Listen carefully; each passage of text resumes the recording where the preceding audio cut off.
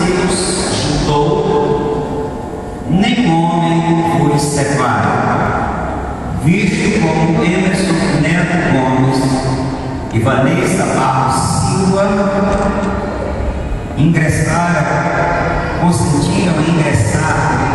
no estado de matrimônio, e para este fim estamos celebrando o contrato matrimonial, cerimônia religiosa com efeito civil, diante de Deus e de todos vós, havendo ambos dado empenhado a sua fé, falar para um ao outro, o que manifesta pela união das suas mãos, e na qualidade de ministro do Evangelho e investido de autoridade que a lei lhe assegura,